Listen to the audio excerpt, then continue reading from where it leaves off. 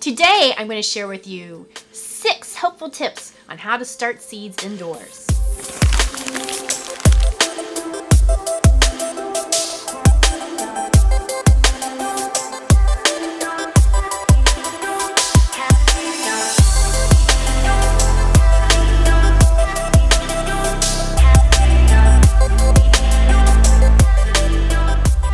Hi, I'm Derica, and you're watching City Steading. Today we're talking about seeds, how to start them indoors. Now, if you watched the previous video about seeds, we talked about when to start them.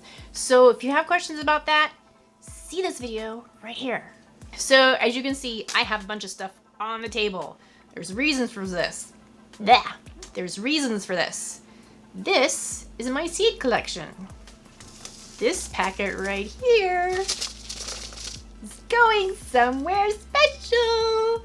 But these are my own harvested pak choi seeds. So if you do your own seed harvesting, it's a good idea to get them in an envelope and mark them clearly so that way you don't forget what is in there and you also don't forget how to plant them. So the information you want to include is similar to the information that's included on the back of commercially bought seed packets, such as planting depth, soil pH, light and water needs. But I'm going to give you some cheaters on how to know that information without having to refer to a packet. The first step you're going to want to keep in mind when planting seeds is to not use your typical gardening soil. Oh, I know, right? Okay, so seeds, you want to think of them as little babies, because that's pretty much what they are. They're baby plants. They're in their little embryos, and they need a delicate environment in order to produce. So,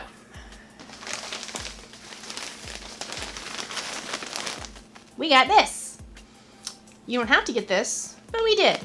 Basically, what you're looking for is a light and fluffy soil. So you're gonna want some peat in there because that absorbs water, but it keeps the soil from compacting. You're going to want to have lots of nutrients. This one includes natural fertilizer. What is natural fertilizer? We talked about that before. It's pretty much compost. So if you have your own compost, you can just add that to some peat and you're good to go. You want to make sure there's no large chunks because that's going to compete with the seed and it's going to make it have to maneuver that material out of the way to sprout. We want to keep this as easy for the seeds to germinate as possible. Another thing that you can use are these guys.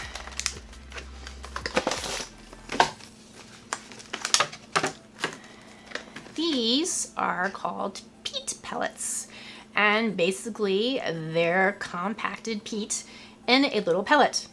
So the way to prep these is you simply add water and let them expand. So I wanted to show you what they looked like when you purchase them, and now I'm going to add water, and through the magic of movie magic or whatever that is, these are going to expand and you'll get to see what they look like. So all I did was I put some water in there. They're kind of floating around. I'm not really worried about that because I'm letting them expand. So I'm just going to set them aside and let them do their thing. I know you're probably wondering, Erica, what the heck are you doing with an egg carton on your table when you're talking about seed starting? Well, if you notice, these paper egg cartons look surprisingly similar to these store-bought. They look awfully similar to these store-bought seed starting cartons. So, if you have these already, you can use them, it's okay. But if you don't, you can buy these. Now, the reason why I have this little plastic tub here next to me is because you'll find when you water seeds, you want to water them from the bottom. Again, remember, we're dealing with baby plants, and so we're being delicate. And one of the things that you want to think of with dealing with these is they don't like extremes. We want to keep everything as stable and calm as possible. That includes moisture, light, and temperature. Your second super secret hint is to not plant your seeds too deep.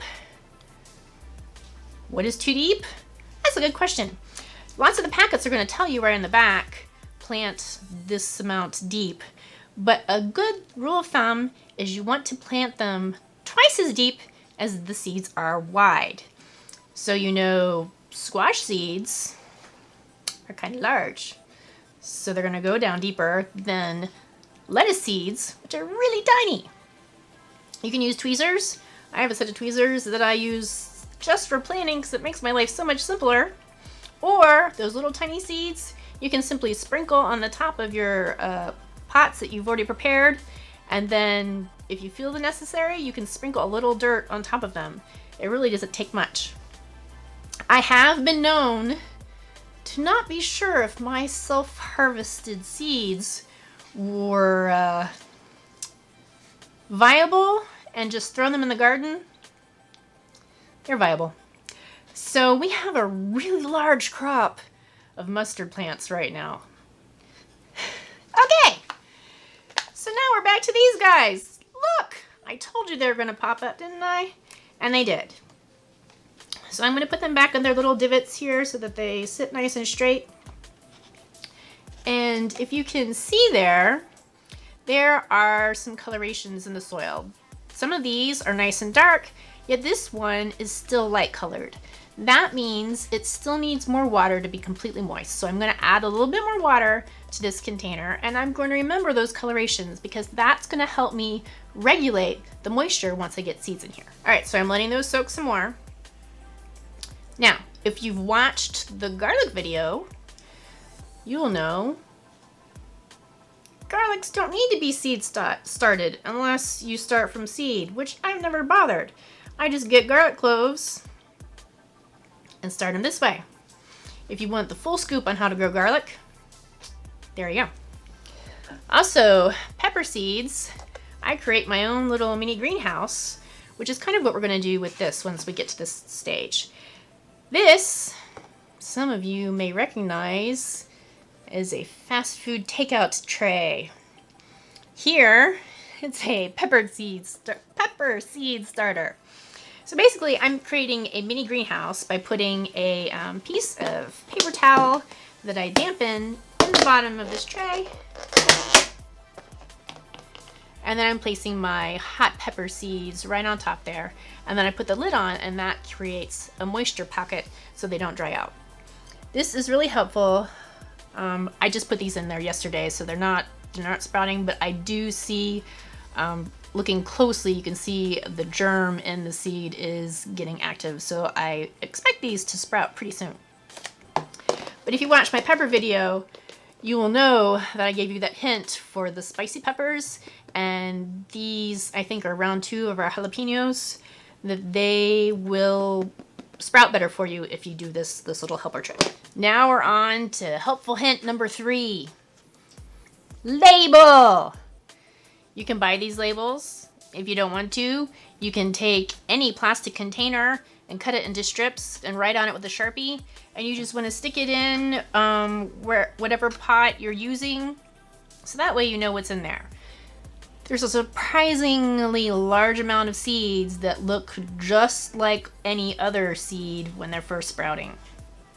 This can be very confusing if you're trying to keep companion planting set up so that your peppers are with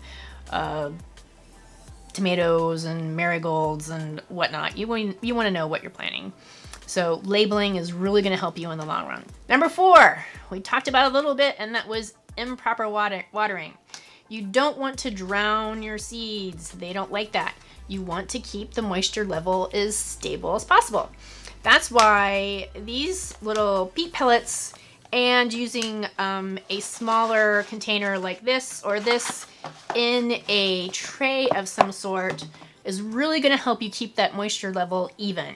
You can look at the dirt, you can see when it's light, that means it's not watered enough, and when it's dark, it's fine. So once we get these guys going, and they still need some more water, see how these guys are still light, and compared to these guys, more water. So that's really going to help us determine how much water we need, and once these guys soak the water up to where they're supposed to be and everything is dark, we know the excess water is just that, excess, and we can drain it off and keep an eye to make sure that our water level stays even.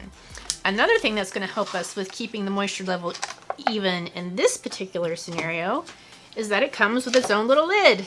Ta-da! So it's going to create an indoor greenhouse effect similar to our Chinese takeout dish. Tip number 5 is light. Plants need light. You know this, right? So a sunny window is certainly helpful, but in the case of this household, our sunniest window is prime cat real estate. Sorry, seeds, you're not getting that window, or you're gonna end up on the floor, which we found out many times. Tigger, would you like to tell them? Tell them. Yeah, okay, that's enough of Tigger. So, how do we deal with this indoors?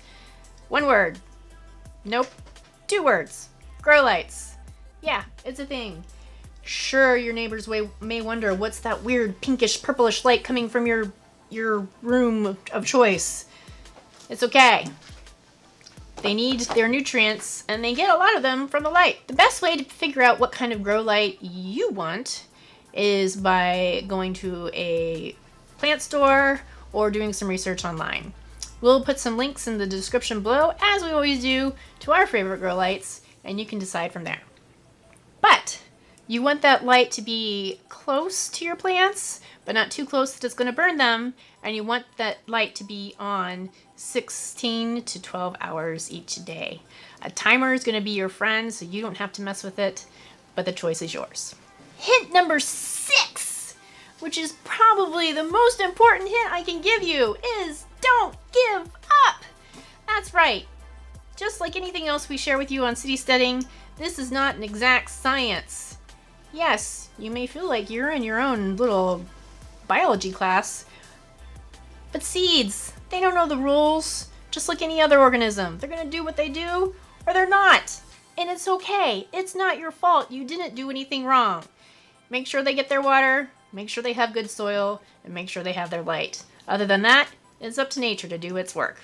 I hope you found this tutorial interesting, and I hope to see you next time on City Steading. Thanks. Bye-bye.